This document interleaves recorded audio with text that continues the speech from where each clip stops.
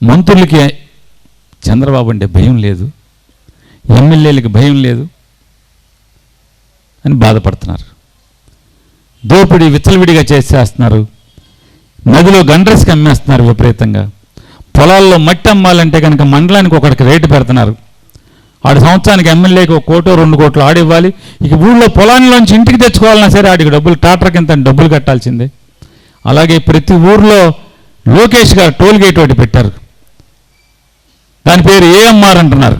అంటే లోకేష్ పేరు బయటికి రాకూడదంట. AMR toll gate. నువ్వు పొలంలోంచి మట్టి తీసుకెళ్లాలన్నా క్యాష్ కట్టాలి. రసీదు ఎవరెవరు మీ ఇష్టం. రాష్ట్రంలో ఉన్నటువంటి 175 నియోజకవర్గాల్లో కూడా కుప్పం కూడా ఇదే తంతు. ఊళ్ళో పొలంలోంచి ట్రాక్టర్ మట్టి తీసుకెళ్లాలన్నా సరే లోకేష్ ముఠాకి ట్రాక్టర్కి 200 రూపాయలు కట్టకుండా ఎక్కడ వెళ్తుందని మీరు చూసుకోండి. ఏఎంఆర్ అంటారు. ఎవరు ఏఎంఆర్? ఎక్కడ కనపడ్డా మనకి వినపడ్డా. ఏ ఊళ్ళో ఉంటాడు, ఏ పేటలో ఉంటాడు? లోకేష్ ఇంట్లో ఉంటాడు. అంటే ఈ రకంగా రైతుల్ని గాలికి వదిలిన పరిస్థితి. ఏ పంట కొనరు, నువ్వు కొంటే కదా గిట్టుబాటుతారు సంగతి దేవుడు ఎరుగు. చంద్రబాబు నాయుడు వచ్చి, పవన్ కళ్యాణ్ వచ్చి ఎవడికయ్యా బాగుందంటే మిల్లున్నోడికి పండగ రైస్ మిల్లు ఉన్నోడికి. ధాన్యం ఊళ్ళలో ధాన్యం బ్రోకర్లు ఉన్నారు, ధాన్యం బేరగాళ్ళు. సందడి అసలు మామూలుగా ఒకడు ఇప్పుడు సంవత్సరానికి చంద్రబాబు బాగుండాలరా తల ఒక 5 ఎకరాలు కొనుక్కుంటున్నారు. సంవత్సరం 5 ఎకరాలు 5 ఎకరాలు రైతు ఏమో అమ్ముకు చేస్తున్నాడు, బేరగాళ్ళు మిల్లర్లు కొనుక్కుంటున్నారు. ఇవాళ మీరు ఏది చూసుకున్నా సరే, ఏ పంట చూసుకున్నా మామిడికాయ నరకయాతం చూస్తున్నారు, జొన్న నరకం చూస్తున్నారు, ధాన్యం మొన్నటిదాకా మనం చూసాం. అదృష్టవశాత్తు దాళవలేదు ఉంటే ఈ పాటికి మనం అది ఏడుస్తూ ఉండేవాళ్ళం. ఇవాళ మీరు పొగాకు చూడండి, ఏ ప్రాంతానికి వెళ్ళి ఏ పంట చూసుకోండి మీరు, కాస్త కోస్త పామాయిల్కి బాగుందని చెప్తున్నారు. అది కూడా ఏళ్ళ పుణ్యాన్ని కాదు, అది మామూలు మార్కెట్ ఉంది, ఇంకా పళ్ళాది. ఏతావాత మనం చేయగలిగింది, మనం చేసేది ఏంటంటే తప్పదు.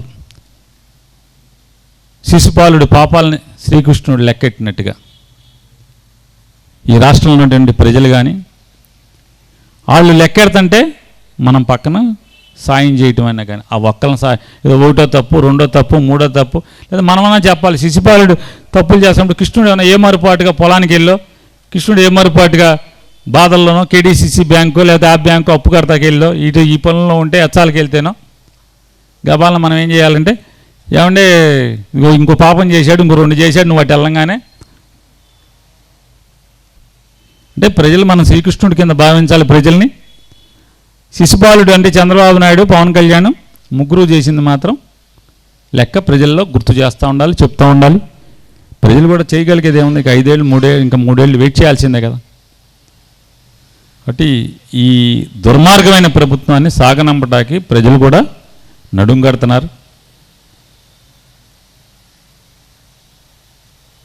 మనం కూడా ఒక శుభపరిణామం మనకేం కనపడుతుందంటే, అమెరికాలో కెనడాలో చంద్రబాబు నాయుడు గారి చుట్టాలు, పవన్ కళ్యాణ్ గారి చుట్టాలు, అంటే మన చుట్టాలు అందరూ కలిసి చాలామంది అక్కడ ఉన్నవాళ్ళు ఏం చేశారంటే అక్కడి నుంచి ఇంటికి ఒక $5 $10 పోగేయటం, మొన్న ఎలక్షన్కి వచ్చేసేయటం, మన హైదరాబాదు బెంగళూరు మెడ్రాస్ అన్ని చోట్ల బస్సులు ఎడతాం, అక్కడి నుంచి ఇక్కడికి వాటర్లు తీసుకురావటం, వాళ్ళే జీడిపప్పు వేసి ఉప్మా వండేసేయటం. పొద్దున్నే 7ంటికి ఎలక్షన్ అయితే 5ంటికి ఉప్మా వేసి రెడీగా కూర్చుంటారు. ఏంటంటే అమెరికా నుంచి వచ్చాడు, ఈసారి మనం వేసేయాల్సిందే, కూటమికి వేసేయాల్సిందే. ఇప్పుడు ఫస్ట్ ఎవరయ్యా అంటే 6 అటు చంద్రబాబు నాయుడు గారి చుట్టాలు కానీ ఇటు మన చుట్టాలు కానీ అందరూ ప్రశ్న ఏంటంటే, ఈసారి ఎవడికాడు కాముగా ఎవడూళ్ళో డల్లాసులు ఆళ్ళు కెనడాలో ఆడు ఎవడ పని ఆడు ఎవడి వాళ్ళు వాళ్ళు ఉన్నారు పరిస్థితిలో ఉన్నారు. ఏంటి అంటే పరిస్థితి బయటికి చెప్పుకోలేరు. మా ప్రభుత్వాన్ని వాళ్ళు చెప్పలేని పరిస్థితిలోకి వచ్చేసారు. ఒక సంవత్సరం క్రితం వరకు మాది ప్రభుత్వం అన్నారు. ఇవాళ పరిస్థితికి వచ్చేప్పటికీ వాళ్ళు ఎంఆర్కి డబ్బులు కట్టాల్సిందే. టాటర్ మట్టి వేసుకెళ్ళాలన్నా ఎంఆర్ ఆఫీస్కి వెళ్ళినా వాళ్ళు డబ్బులు కట్టాల్సిందే.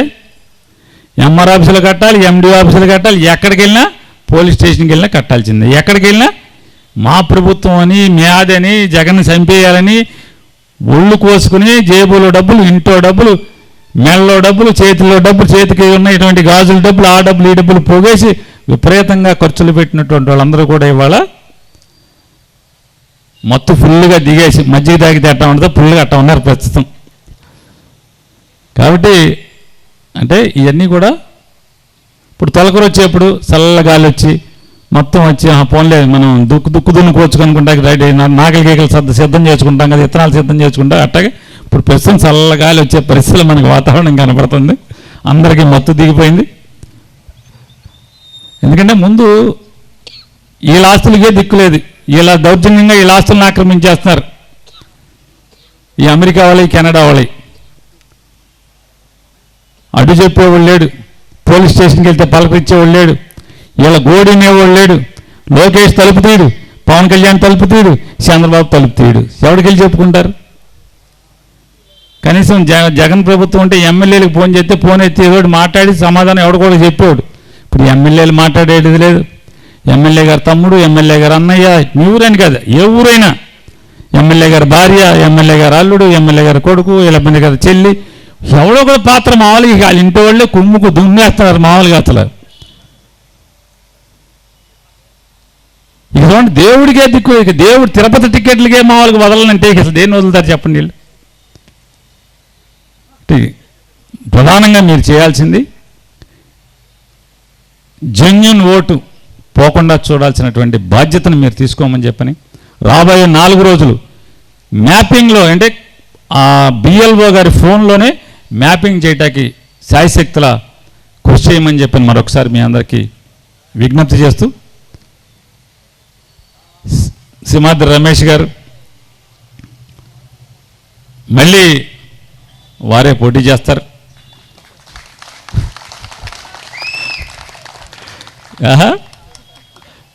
ఇట అంటున్నాడా?